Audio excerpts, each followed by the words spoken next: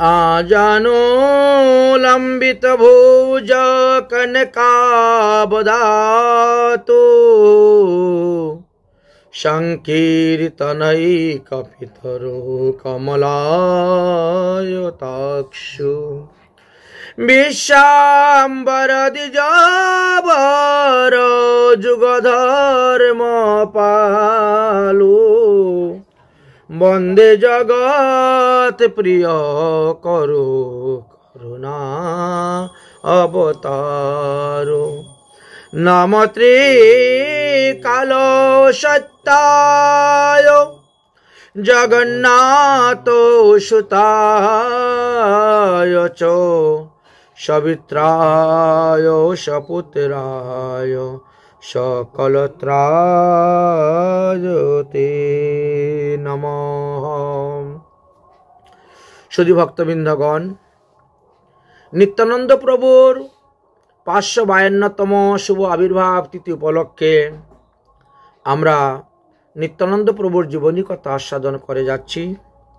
এই পর্যন্ত আমাদের 5টি পর্ব আস্বাদন করা হয়ে গেছে। আজ আমরা 6ষ্ঠ পর্বতে প্রবেশ করেছি। এই পর্বতে সচিমা একদিন রাত্রিবেলা স্বপ্নে দেখলেন নিত্যানন্দ প্রভুকে তিনি ভোজন করাচ্ছেন। সেই সচিমায়ের স্বপ্ন বৃত্তান্তর পরে থেকে কি কি ঘটনা ঘটেছিল সেই কথাগুলো আমরা এখন আস্বাদন করব। একদিন রজনীতে সচিরানী স্বপ্নে দেখিলেন নিতাই এবং নিমাই এরা দুজনেই 5 বছরের শিশুরূপ ধারণ করেছেন, আর ধারণ করে তারা খেলাধুলা করতেছেন। খেলা করতে করতে উভয়ের মধ্যেই মারামারি শুরু করে দিয়েছেন, কিলাকিলি শুরু করে দিয়েছেন। সচিমা গিয়েছেন তাদেরকে ঝগড়া থামানোর জন্য। তখন দেখেন নিমাই কৃষ্ণরূপ ধারণ করে ফেলছে আর নিত্যানন্দ বলরাম রূপ ধারণ করেছেন। তিনি তখন তাদেরকে সামলাচ্ছেন, সামলিয়ে ঝগড়া সমাধান করলেন। দুজনকে ধরে নিয়ে আসলেন, এনে বসালেন। দুধ, দই, ঘৃত, মাখন, ছানা, পনির এই সব কিছু খেতে দিলেন। তখন তারা প্রসাদ পেতে শুরু করেছেন।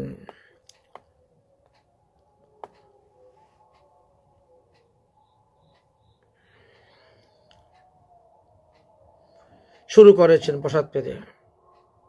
এবার একজনে আরেকজনের পাত থেকে ছলে বলে নিয়ে খেতে শুরু করেছেন। আচ্ছা, খেতে খেতে সে খাবার শেষ হয়ে গেছে। সচিমাকে বলছেন আরো এনে দাও, আরো এনে দাও। সচিমা বলছেন এখানে তো কোনো গোয়ালা নেই, এখানে কোনো ঘুষের বাড়ি নেই, গোয়ালা নেই, তো আমি এত দুধ, দই, ঘি, মাখন, ছানা কোথায় পাবো তোমাদেরকে খেতে দিব? অতঃপর না তেনার স্বপ্ন ভেঙে গিয়েছে। স্বপ্ন ভেঙে গিয়েছে তখন তিনি উঠে বসে বসে চিন্তা করতে শুরু করেছেন, কি স্বপ্নে দেখলাম, এসব কি এসব উল্টা পাল্টা স্বপ্নে দেখলাম। মহাপ্রভু জিজ্ঞাসা করছেন, ওমা কি হয়েছে গো তোমার? সকাল থেকে দেখি তোমার মুখটা শুকিয়ে আছে। বলেন আর বলিস না, কালকে আমি না একটা খারাপ স্বপ্ন দেখেছি। কি খারাপ স্বপ্ন দেখেছ? তখন বলছেন তুই আর নিতাই দুজনে মারামারি করছিস। আচ্ছা, মারামারি করছিস, আমি যখন ঝগড়া সামাতে গেলাম তখন দেখি, আমি যেতে যেতেই দেখি তুমি কৃষ্ণরূপ ধারণ করেছ আর নিতাই বলরাম রূপ ধারণ করেছ। আমার কাছে দুধ, দই, মাখন, ছানা, ননি খেতে চেয়েছ, আমি তো দিয়েছি। দুজনে কারাকারি করে সবাই তো খেয়ে ফেললে, আবার চাচ্ছে। নিতাই আবার যখন চাচ্ছে, আমি বলছি এখানে কোনো গোয়ালার ঘর নাই, এত কিছু পাওয়া যাবে না। আর তারপরে না আমার স্বপ্নটা ভেঙে গিয়েছে। অতএব তুই দেখ তো নিতাই কোথায় আছে, ওকে নিয়ে আয়, আজকে একটু ভালো মন্দ রান্না করে ওকে খাওয়াবো, স্বপ্নে দেখেছি। সচিমায়ের এই স্বপ্ন বৃত্তান্ত মহাপ্রভুর কাছে বললেন। মহাপ্রভু আবার শিবাস পণ্ডিতের বাড়ি গিয়েছেন, নিত্যানন্দকে নিয়ে আসবেন, গিয়ে দেখেন ও নাই, কোথায় ঘুরে বেড়াচ্ছে পাগলের মতো, নিয়ে নেই। নিত্যানন্দ এদিক ওদিক ওদিক ওদিক ঘুরতে ঘুরতে ঘুরতে ঘুরতে দেখে গঙ্গার তীরে দিয়ে যাচ্ছে, পাগলের মতো ছুটছেন, দাদা দাদা দাদা চলো আজকে আমাদের বাড়িতে চলো, মা অনেক কিছু রান্না করেছেন, তোমাকে ভোজন করতে হবে। ঠিক আছে তাহলে চলো। শুনো দাদা, যাবে তো, কিন্তু দুষ্টামি করতে পারবে না। ওর মতো 5 বছরের বালকের মতন সবসময় দুষ্টামি করেন, খবরদার, কিন্তু যাবেন ভালো মানুষের মতো বসে, কিন্তু প্রসাদ পেয়ে আসতে হবে, দুষ্টামি করতে পারবে না, কারণ আমরা গৃহস্থ মানুষ, বুঝো না। আমাদের ঘরে নববধূ আছেন বিষ্ণুপ্রিয়া, ওখানে গিয়ে যদি দুষ্টামি করো তাহলে হবে, তুমি তো ভাসুর, তাই ওখানে গেলে কিন্তু দুষ্টামি করতে পারবা না। নিত্যানন্দ প্রভু 2 কান ধরেছেন, কর্ণধরি নিতাই বিষ্ণু বিষ্ণু বলে, আরে চঞ্চলতা করে সব পাগলের দলে, আমি কি পাগল নাকি আমি চঞ্চলতা করব, দুষ্টামি করব? আচ্ছা, এইভাবে হাস্য পরিহাস্য করতে করতে কৌতুকে 2 জন আসলেন, এসে প্রবেশ করলেন, সচিমাকে দণ্ডবত প্রণাম করলেন, এবার বসলেন প্রসাদ পেতে। সচিমা 2 জনকে 2টা আসন দিলেন, দিয়ে তাদেরকে বসালেন, নিজের হাতে পরিবেশন করে দিচ্ছেন, প্রসাদ পাচ্ছেন। প্রসাদ পেয়ে মনের আনন্দে এইবার নিতাই বলছে, তাহলে আমি চললাম। আচ্ছা ঠিক আছে দাদা, আসো। নিত্যানন্দ প্রভুকে বিদায় দিয়ে দিলেন, সচিমায়ের মন শান্তি হলো স্বপ্ন দেখার পরে। তো এরপর থেকে এখন আর নিমন্ত্রণ লাগে না, যখনই মনে হয় তখনই চলে আসেন নিত্যানন্দ প্রভু, এখন আর নিমন্ত্রণের প্রয়োজন নেই, যখনই মন হলো তখনই চলে আসলো। মহাপ্রভু বলছে, তোমার জন্য তো 24 ঘন্টা আমার ঘরে দরজা খোলা, তোমার যখন মনে লাগে, যখন ক্ষুধা লাগে তখনই তুমি আসবা। কিন্তু একদিন এমনভাবে এসেছিলেন যা বিষ্ণুপ্রিয়া দেখে খুব লজ্জা পেয়ে গেছিলেন। নিত্যানন্দ প্রভু দিগম্বর বেশে চলে এসেছেন, পরনের কাপড়টা মাথার মধ্যে বেঁধে বাস চলে এসেছেন। বিষ্ণুপ্রিয়া দেখে তো লজ্জা পেয়ে গেছিলেন, আর তিনার কোনো জ্ঞান ছিল না, তিনি পরনে আছে কাপড় না উলঙ্গ আছেন সেটা তিনি নিজেও জানেন না। 5 বছরের শিশুর মতো ওনার ভাব। একদিন মহাপ্রভু আর নিত্যানন্দ প্রভু নগরে ভ্রমণ করতেছেন, এমন সময় হঠাৎ নিত্যানন্দ কি করেছেন, পরনের কাপড়টা খুলে মাথার মধ্যে বেঁধে নিয়েছেন। চৈতন্য ভাগবতের মধ্যলীলার 11 অধ্যায়ের 21 নম্বর পয়ারেতে বৃন্দাবন ঠাকুর এই কথাটি আলোচনা করে গিয়েছেন। বলেন যে নিত্যানন্দ না জানে বাহ্য কোন কাজ করে, বাইরে যে কি করতেছেন সেটা তিনি নিজেও জানেন না। দিগম্বর হইয়া বস্ত্র বান্ধিলেন শিরে, মাথার মধ্যে তিনি বেঁধে নিয়েছেন। রাস্তা চলতে চলতে মহাপ্রভু আগে আগে যাচ্ছেন, নিতাই পিছিয়ে পিছিয়ে যাচ্ছে। হঠাৎ কি জানি মনে হলো মহাপ্রভু পিছন দিকে ফিরে তাকিয়েছেন, আর যেই ফিরে তাকিয়েছেন এমনি দেখেন যে নিতাই উলঙ্গ অবস্থায় আছে। তাড়াতাড়ি মহাপ্রভু তখন কি করলেন, তিনার গায়ের উত্তরীটা নিত্যানন্দকে পরিয়ে দিলেন, কারণ তিনি তো নিতাইয়ের মহিমা জানেন, কিন্তু সাধারণ লোক যারা তারা তো জানে না। যে সমস্ত মানুষের আহার শুদ্ধ নেই, তাদের তো মন শুদ্ধ নেই, বুদ্ধি শুদ্ধ নেই, তারা তো দেখবে একটা বলবে আরেকটা, নানা রকম সমস্যা হয়ে যাবে। মহাপ্রভু তখন বলছেন,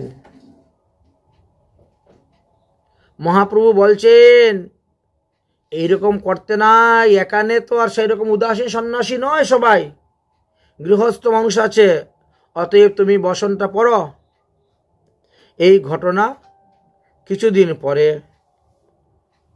মহাপ্রভুর বাড়িতে আছেন, পান ভোজন করেছেন, ভোজন করার পরে বারান্দাতে বসে মহাপ্রভু পান তাম্বুল সেবন করতেছেন।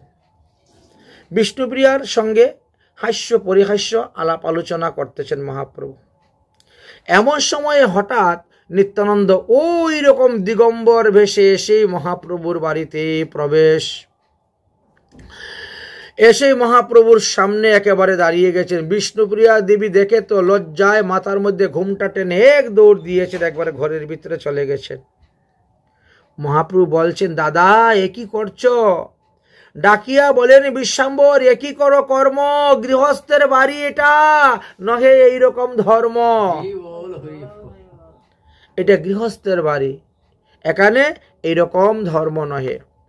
যেমন ধর উদাহরণস্বরূপই আপনারা যখন বৃন্দাবনে যাবেন বা কুম্ভ মেলা যাবেন, দেখবেন কত সাধু ন্যাংটা ঘুরে বেড়াচ্ছে দিগম্বর অবস্থায়, স্নান করতেছে, ভোজন করতেছে, চলাফেরা করতেছে, কিন্তু ওটা ওখানেই শোভা। এখানে আসলে তো মানুষ পাগল বলবে, মানুষের ইট মারবে, থুতু দিবে, গালি দিবে। তো স্থানকাল পাত্র বেদে চলতে হবে। কিন্তু নিত্যানন্দ প্রভুর কানে তো এইসব কথা ঢুকতেইছে না, কারণ তিনি তখন কৃষ্ণ প্রেমে মাতুহারা মত্ততা হয়ে আছেন। মদের নেশার মত্ততা নয়, কৃষ্ণ নামে এমন মত্ত হয়ে আছেন, তিনার কানে যেন ঢুকতেছে না। মহাপ্রভু একটা বলে নিত্যানন্দ শুনেন আরেকটা, তিনি অন্য উত্তর দেন। এটি চৈতন্য ভাগবতের মধ্যলীলার 11 অধ্যায়ের মধ্যে সুন্দর বর্ণন করে গিয়েছেন বৃন্দাবন দাস ঠাকুর। প্রভু বলে, নিত্যানন্দ কেন দিগম্বর? নিত্যানন্দ হয় হয় হয় করে না উত্তর। প্রভু বলে, নিত্যানন্দ পরহ বসন। নিতাই বলে, আমি করিব গমন, আমি এখন চলে যাচ্ছি। প্রভু বলে, নিতাই ইহা কেন কর? নিতাই বলেন, আমি খাইতে নারিব। উনি বলেন একটা প্রশ্ন, এ উত্তর দেয় আরেকটা, মানে শুনতেই ভুল শুনতেছে। প্রভু বলেন, এক কহি কহ কেন আর? নিতাই বলে, আমি গিয়েছিলাম 10 বার। আরে এ তো আরো বিপদ, কোথায় তুমি গিয়েছিলে 10 বার? হ্যাঁ, আমি বলি একটা, তুমি উত্তর দাও আরেকটা। হ্যাঁ, গিয়েছি 10 বার। প্রভু বলে, কৃপা করি পরহ বসন। নিতাই বলে, আমি করিব ভোজন, আমার খেতে দাও, আমি খাবো। মহাপ্রভু তখন দেখলেন যে নিত্যানন্দ এমন আবেশে আছেন, তার কোনো বাহ্য দশাই নেই। এই জন্যই একটা শুনতেছে আরেকটা উত্তর দিচ্ছে, সে এখন ব্রজের ভাবে আছে। তাই মহাপ্রভু গিয়ে তিনি নিজ হস্তে তাদের ঘর থেকে নিয়ে একখানা বসন পরিয়ে দিলেন। নিত্যানন্দ সবসময় না কৃষ্ণ প্রেমেতে ভাসতেন, তাই তাহার বাহ্য জ্ঞানটা খুব কম সময়েই থাকত। অধিক সময় তিনি বাহ্য জ্ঞানটা হারিয়ে ফেলতেন। তাই তিনি যে দিগম্বর হতেন তা তিনি নিজেও বুঝতে পারতেন না। কোনো কোনো সময় দেখা যায় নিত্যানন্দ প্রভু 2-3 দিন পর্যন্ত না খেয়ে উপবাস থাকতেন। নিত্য করছেন তো করছেন, এই 2-3 দিনের মধ্যে তার কোনো বাহ্য দশা ফিরেই আসছে না।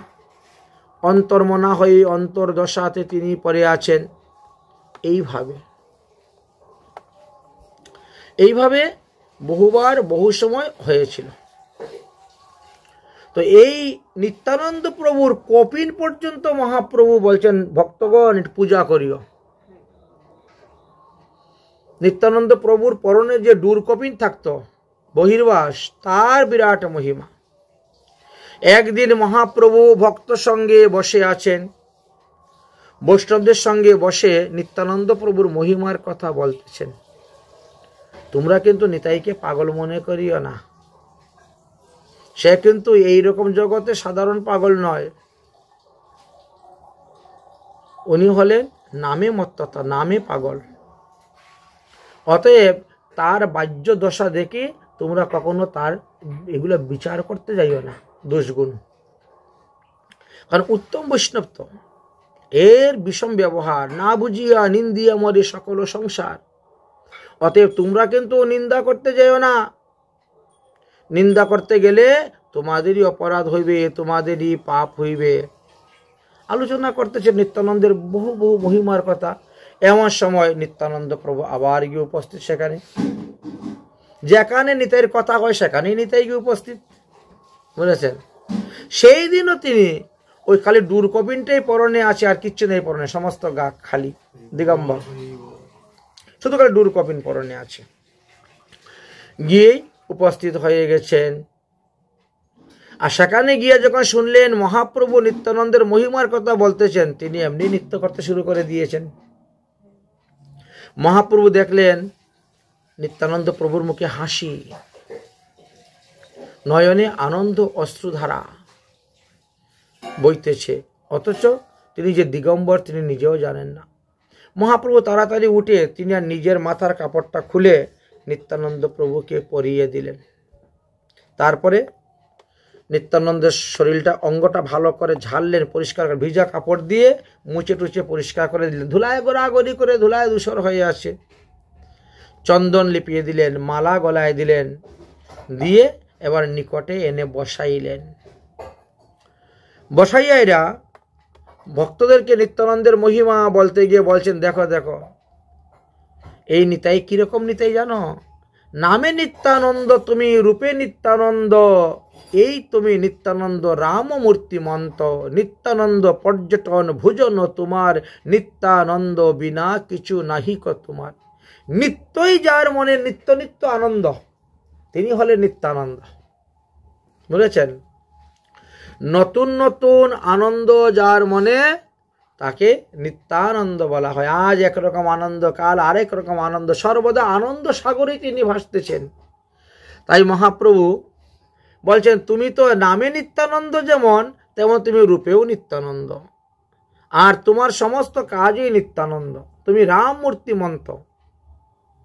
তাই নিত্যানন্দ পর্যটন, নিত্যানন্দ ভুজ, নিত্যানন্দ ভ্রমণ গমন, নিত্যানন্দ বিনায় তোমার আর কিছুই নেই। মহাপ্রভু নিত্যানন্দকে একখানা কপিন নিলেন, বলেন যে নিত্যানন্দ তুমি এই ধুতিটা পরো আর তোমার কপিনটা আমাদেরকে দাও। আচ্ছা, একটা ধুতি পরাইলেন আর নিত্যানন্দ প্রভুর প্রসাদী কপিনটা নিলেন। কপিনটাকে নিয়ে ওটাকে ছিঁড়ে ছিঁড়ে লম্বা লম্বা টুকরা বের করলেন।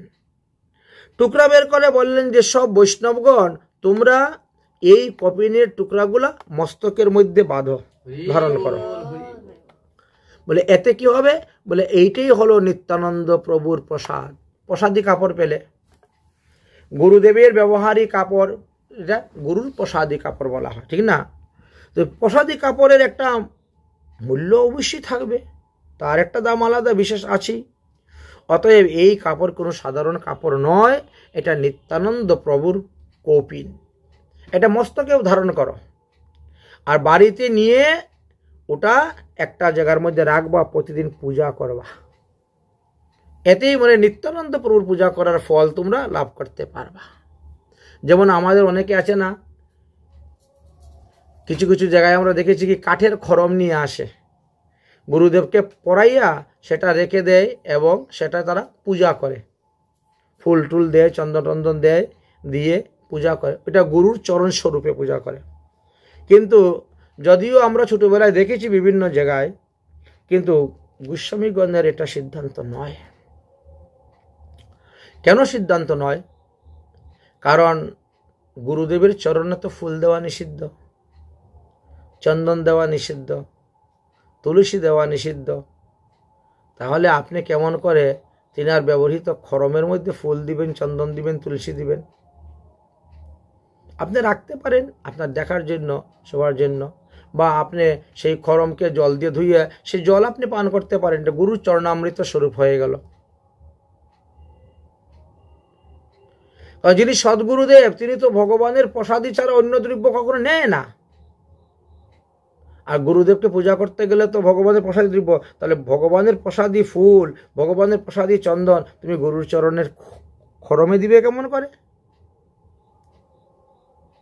এই কারণেই আমাদের বৃন্দাবনবাসী বৈষ্ণবগণ যারা আছেন তারা গুরুদেবের চিত্রপটে পূজা করেন, গুরুদেবের মূর্তি বানিয়ে রেখে পূজা করেন, কিন্তু খড়ম পূজা করেন না, জুতু পূজা করেন না। অন্যান্য স্থানে দেখতে পাই অনেকে এরকম করে, কিন্তু এটি গোস্বামীগণের সিদ্ধান্ত নয়। এগুলা সহজিয়াদের মধ্যে এরকম সিদ্ধান্ত আছে। আমাদের যে কতগুলো উপসম্প্রদায় আছে না, 13টি উপসম্প্রদায় আছে, এদের মধ্যে দেখেছি এইগুলার প্রচলনটা খুব বেশি। গুরু পাদুকা, গুরুর খড়ম হ্যাঁ, পূজা করার পদ্ধতিটা এদের মধ্যে খুব প্রচলন আছে। যাই হোক, এখন সেই কপিন তারা মস্তকে ধারণ করলেন। মহাপ্রভু বললেন, এই যে কপিন তোমরা মস্তকে বেঁধেছ, এই কপিন যুগেশ্বরেরও বাঞ্ছনীয়, অর্থাৎ ব্রহ্মা মহাদেব তারাও বাঞ্ছা করে নিত্যানন্দ প্রভুর এই কপিন। এই বলিয়া মহাপ্রভু আরো কিছু নিত্যানন্দের মহিমা তাদেরকে কীর্তন করে শোনালেন, যা চৈতন্য ভাগবতের মধ্যলীলার 12 অধ্যায়ের মধ্যে আলোচনা করা আছে। নিত্যানন্দ প্রসাদে সেই হয় বিষ্ণু ভক্তি, জানিও কৃষ্ণের নিত্যানন্দ পূর্ণ শক্তি। নিত্যানন্দ ছাড়া মানে বলরাম ছাড়া কৃষ্ণ তিনি আর ব্রজলীলা করতে পারেন নাই, দ্বারকা লীলা করতে পারেন নাই, মথুরা লীলা করতে পারেন নাই। সব লীলাতেই কিন্তু নিত্যানন্দ সঙ্গে ছিলেন। অতএব নিত্যানন্দ হলেন কৃষ্ণের পূর্ণ শক্তি। আর এই নিত্যানন্দের যখন আপনি পূজা করবেন, আপনার বিষ্ণু ভক্তি আসবেই আসবে। আবার বললেন যে নিত্যানন্দকে কিন্তু তুমি কৃষ্ণের থেকে অভিন্ন তনু বলিয়া মনে করিও না। কৃষ্ণের দ্বিতীয় শরীর নিত্যানন্দ, এটা মনে করবা। কৃষ্ণই এক অংশে বলরাম হয়েছেন, এক অংশে কৃষ্ণ হয়েছেন। অতএব কৃষ্ণের দ্বিতীয় নিত্যানন্দ বই আর নাই, সঙ্গী সখা শয়ন ভূষণ বন্ধু ভাই সবকিছু। কৃষ্ণের সখাও নিত্যানন্দ, কৃষ্ণের সঙ্গীও নিত্যানন্দ, কৃষ্ণের শয়ন শয্যা অনন্তনাগ শেষনাগ সেটাও নিত্যানন্দ, কৃষ্ণের যত ভূষণ সেও নিত্যানন্দ, কৃষ্ণের যত বন্ধু ভাই সবই নিত্যানন্দ। অতএব ভক্তি করি ইহার কপিন, বান্ধব শিরে মহাযত্নে ইহা পূজা করো গিয়া ঘরে। এই আদেশ দিয়ে দিলেন মহাপ্রভু। সেই আদেশ পেয়ে সবাই আনন্দিত হলেন। তারপর নিত্যানন্দের চরণ ধৌত করে সবাই সেই জল পান করলেন। কেন? এতে বিপুল ভক্তি শক্তি লাভ করা যায়, এর দ্বারা কৃষ্ণ ভক্তি লাভ হয়। মহাপ্রভু কৃষ্ণ ভক্তি লাভের একটা সহজ উপায় প্রকট করে দিলেন ওদের কাছে, যে শ্রীমৎ নিত্যানন্দর পাদুদক সবাই পান করো। এই জন্য আমরা প্রতিদিনই দেখেন গৌরাঙ্গ নিত্যানন্দ অদ্বৈত গদাধর শ্রীবাস শ্রীকৃষ্ণ রাধারানী সরগোস্বামী গুরুবর্গ সবাইকে মুছাই, সবার চরণ ধৌত করাই এবং সেই জল আমরা পান করি। এটা মহাপ্রভুর মত, এটা মহাপ্রভুর পথ।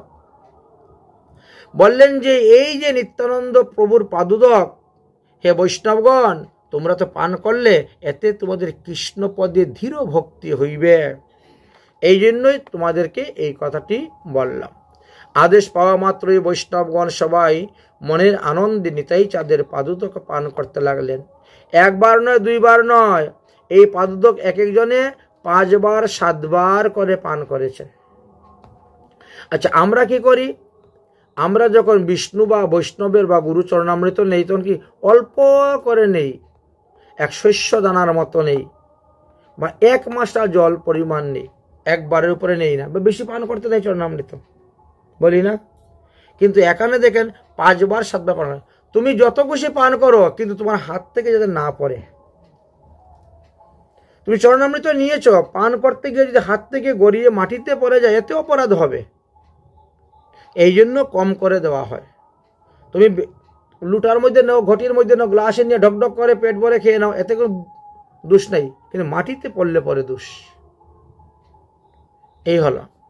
কিন্তু আমাদের কিছু কিছু আছে লোক, তারা বলে এই বেশি খাইতে নাই, বেশি খাইলে আবার শরীরের মধ্যে প্রস্রাবের সঙ্গে বেরিয়ে চলে। আরে বাবা, যা খাইবে তাই বাড়াবে প্রস্রাবের সঙ্গে, ওটা চিন্তা করে লাভ নেই। পরে কি হচ্ছে, আমার পেটের ভিতরে যাওয়ার পরে এটা প্রস্রাবের সঙ্গে বেরিয়ে যাচ্ছে, এটা পায়খানার সঙ্গে বেরিয়ে যাচ্ছে, ওটা বিচার করলে হবে না। কিন্তু কিছু কিছু লোকে এরকম যুক্তি দেখায়, তাহলে তো ভগবানের প্রসাদ খাওয়াই বন্ধ করে দিবা, প্রসাদ তো খেলে পরে পায়খানা হয়ে বেরিয়ে যাবে, সর্বনাশ, খাওয়ার দরকার নেই। এইগুলো হলো কুসিদ্ধান্ত, কুসংস্কার, অপসিদ্ধান্ত। শাস্ত্রে কিন্তু এরকম কথা বলেন নাই। যাই হোক, এবার নিত্যানন্দ প্রভুও কিন্তু মহাপ্রভুর মতন ঐশ্বর্য প্রকাশ করে সচিমাকে দর্শন দিয়েছিলেন, দেখিয়েছিলেন সচিমাকে। সেই ঘটনাটা কিভাবে হয়েছিল? একদিন নিত্যানন্দ এসে সচিমাকে প্রণাম করে বলছেন, ওমা, আমার না প্রচণ্ড ক্ষুধা লেগেছে, আমি একটু খেতে দাও না। তো বলছে, তুই কি খাবি? বলছে, যদি একটু ক্ষীর সন্দেশ পেতাম না খুব ভালো হতো। সচিমা তখন ক্ষীর সন্দেশ দিলেন, ক্ষীরের লাড্ডু, সন্দেশের লাড্ডু দিলেন, নাও খাও। দিয়ে সচিমা তিনার ঘরে কাজ করতেছেন, নিত্যানন্দ প্রভু একটু একটু করে খাচ্ছেন। কিছুক্ষণ খাওয়ার পরে সব ঢিল মেরে ফেলে দিয়েছেন মাটির মধ্যে। মাটির মধ্যে ফেলেন। ভাবটা কি ছিল? আমি এই মহাপ্রসাদ জগতে বিতরণ করব।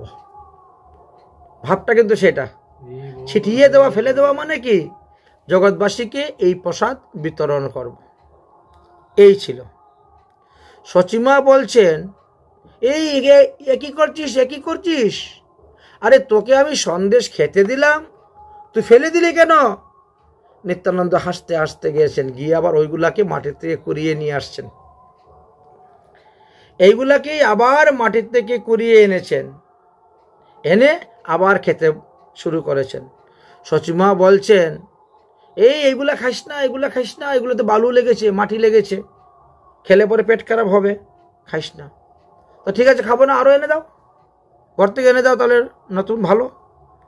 আর সচিমা বলছেন, ঘরে তো আর নাই, ঘরে যে কটা ছিল সব কটাই তো তোমাকে খেতে দিয়ে দিলাম, ঘরে তো আর নেই। নিত্যানন্দ প্রভু বলছেন, যাও না, ঘরে গিয়ে দেখো না আছে কি না। আরে বাবা, আমার ঘর আমি জানি না, আমার ঘর আমি জানি না, আমি রেখেছি যে কটা ছিল, 5টা ছিল, 5টা তোকে তো দিয়ে দিলাম, আর তো নেই। আরে যাও গিয়ে দেখো। গিয়ে দেখেন আবার যেই 5টা সেই 5টাই রয়ে গেছে। আর চিন্তা করেন কিভাবে দেখাচ্ছেন, একে বলে ঐশ্বর্য।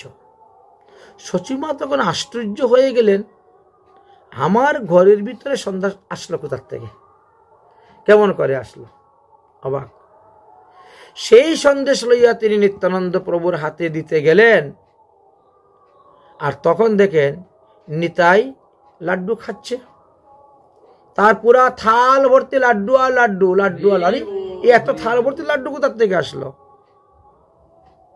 বিস্মিত হয়ে গেলে সচিমাতা, যার হৃদয়টা একেবারে বিভিন্ন রকম সংশয় সন্দেহ এসে জুড়ে গেল। তাহলে এই নিতাই কে?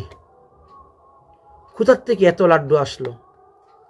আমার ঘরে লাড্ডু ছিল না, লাড্ডু আসলো, সে লাড্ডু মাটিতে ফেলে দিল, আবার দিকে তার লাড্ডু আসে গেছে। সচিমা একেবারে বিস্মিত হয়ে গেলেন, ভাবতে পারছেন না কি হয়েছে, কি আমি কি দেখতেছি।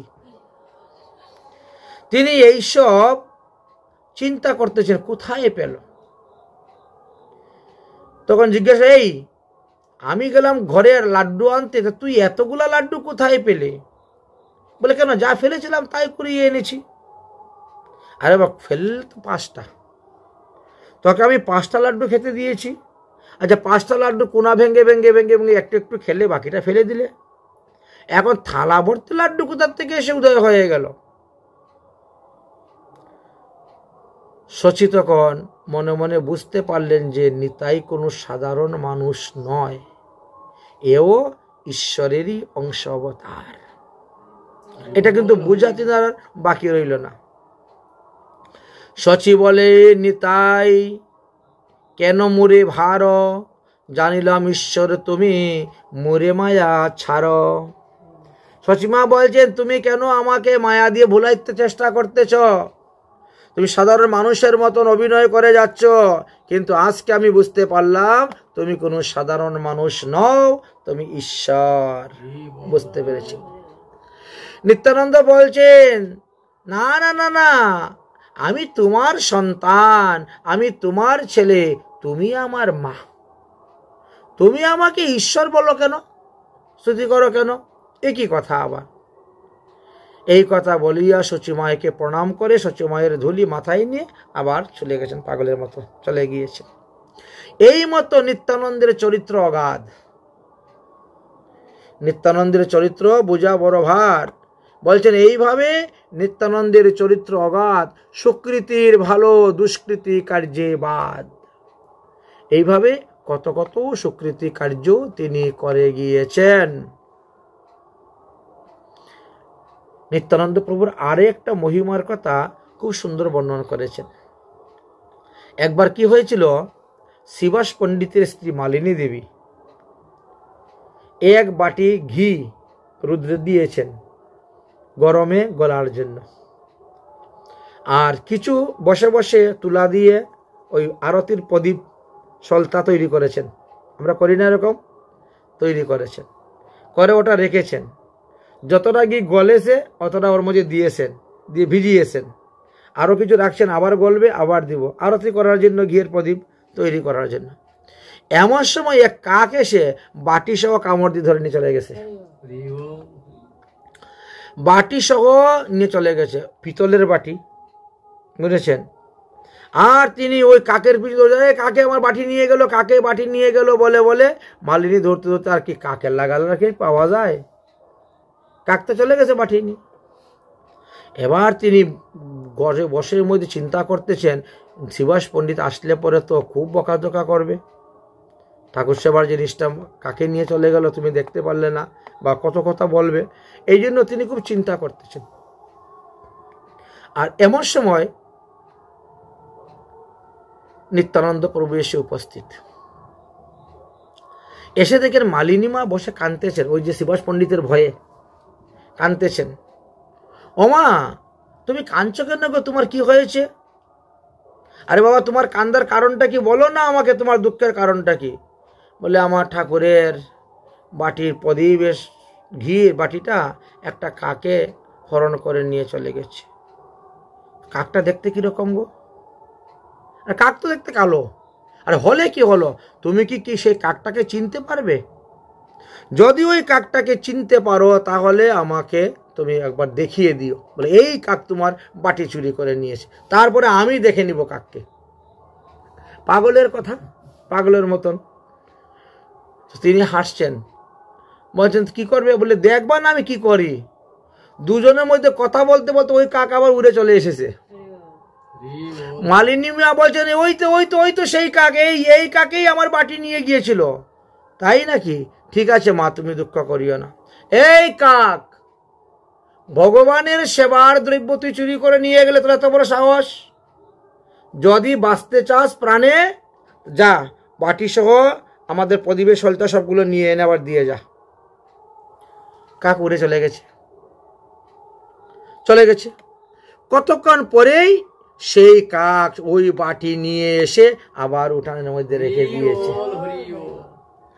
মালিনী মা তখন তো হাসতে শুরু করলেন। দেখেন নিত্যানন্দের মহিমাটা তখন তিনি বুঝতে পারলেন। ওরে সর্বনাশ, যার আদেশ কাক পর্যন্ত অমান্য করতে পারল না, যার আদেশ কাকে পর্যন্ত মানে, সাধারণ ব্যক্তি ধীরে ধীরে প্রকাশ হচ্ছেন। একে বলা হয় ঐশ্বর্য, আর নিজেকে গোপন রাখিয়ে সেবা করা হলো মাধুর্য। বুঝেছেন? যখন কিছু দেখানো হয় চমৎকারী, তখন সেটাকে বলা হয় ঐশ্বর্য প্রকাশ। আর যখন নিজেকে প্রভু তত্ত্ব, ঈশ্বর তত্ত্বকে ভুলিয়ে রেখে জীব তত্ত্ব রূপে সেবা করা হয়, তখন বলা হয় তাকে মাধুর্য, মাধুর্য রসের আস্বাদন। কাকের প্রতি হাসিয়া প্রভু বলেন ও বচন, কাক তুমি বাটি ঝাঁট আনো হয় এখন। শুনিয়া প্রভুর আজ্ঞা কাক উড়ি যায়, শুকাকুলি মালিনী কাকের দিকে চায়। আশ্চর্য কথা। সেই দিন মালিনী মা বুঝতে পারলে যে নিত্যানন্দ ঈশ্বর অবতার। আচ্ছা, আগে সচিমা জানলেন, প্রথমে জানলেন মহাপ্রভু, প্রথমে মহাপ্রভু জানলেন, তারপরে সচিমা জানলেন, না ভক্তগণ জানলেন, হ্যাঁ, তারপরে সচিমা জানলেন, আর আজকে সে মালিনী মা জানলেন যে নিত্যানন্দ প্রভুর কি যে মহিমা। যেই জন পালন করে সকল ভুবন। নিত্যানন্দ তো শেষ নাগ, অনন্ত নাগ, এক একটা মাথার মধ্যে এক একটা ব্রহ্মাণ্ডকে ধারণ করে আছেন। এক অংশে তিনি শেষ নাগ হয়ে, এই যে ফটোর মধ্যে দেখেন না, নারায়ণ ক্ষীরসাগরে জলের মধ্যে শয়ন করতেছেন, অনন্ত নাগ হইতে শয্যা, সেই শয্যা, সেই বালিশ, সেই সব কিছু সেবা করতেছেন। তাই যেই জন পালন করে সকল ভুবন, যেই জন আনিল মৃত গুরুর নন্দন, মানে আগের কথা বলা হচ্ছে। যখন বলরাম অবতারে ছিলেন তখন সন্দীপনী মুনির আশ্রমে গিয়ে লেখাপড়া করলেন, গুরু দক্ষিণা রূপে গুরুপুত্র এনে দিলেন, স্তুতি করতেছেন। জমের ঘর হইতে যে আনিতে পারে, কাকের স্থানে বাটি আনা কি মহত্ব তারে। তার কাছে তো কাককে আদেশ দিয়ে বাটি আনা কোনো ব্যাপারই নয়। এবার বুঝতে পেরেছেন। 14 ভুবন পালন করে যার বাক্যে, কাকস্থানে বাটি আনা কি হইতো তার। সমস্ত 14 ভুবনের রাজা যে তার আদেশ কাক পর্যন্ত ফেলবে কেমন করে। সসীমা যখন এইভাবে নিত্যানন্দের স্তুতি করতে লাগলেন, নিত্যানন্দ তখন কান দুটা চেপে ধরেছে, নিজের মহিমা নিজে শুনতে পায় না। আর শিশুর নিয়ে বলতেছিল, ও মা, আমার বড্ড ক্ষুধা লেগেছে গো, আমায় খেতে দাও, আমায় খেতে দাও। এই কথা শোনা মাত্র স্নেহময়ী মালিনী দেবীর স্তন হইতে দুগ্ধ স্করিতে লাগল। তিনি নিতাই চাঁদকে কোলে নিয়ে তখন স্তন দুগ্ধ পান করাইতে লাগলেন। এইভাবে নিত্যানন্দ প্রভুর অনেক অনেক মহিমার কথা আলোচনা করে গিয়েছেন। এইরূপে শ্রীবাস ভবনে অনন্ত অনন্ত লীলা হয়েছিল। শ্রীপাদ নিত্যানন্দ কৃষ্ণপ্রেমে উন্মুক্ত অবস্থায় যে কখন কি করতেন, কখন কি বলতেন, তাও বলা যায় না। যাই হোক, আমরা এই পর্বে এই পর্যন্তই আস্বাদন করছি। আগামী পর্বতে আমরা জগাই মাধাই উদ্ধার লীলাতে নিত্যানন্দ প্রভুর অবদান কি কি ছিল এই বিষয়ে আলোচনা করব। কারণ আমাদের এই পাঠের মধ্যে মুখ্য নায়ক হলেন নিত্যানন্দ প্রভু। যেহেতু নিত্যানন্দ প্রভুর জীবনী কথা আমরা আস্বাদন করতেছি, অতএব আমাদের এই পাঠের মুখ্য নায়ক নিত্যানন্দ প্রভু। এই জন্য নিত্যানন্দ প্রভু যেখানে যা করেছে সেই কথা আলোচনা করব, অন্যদের কথা আংশিক রূপে আমরা টেনে আনব। যাই হোক, তাহলে আজকের মতন নিত্যানন্দ প্রভুর চরিত্র কথা এখানেই বিশ্রাম দিলাম।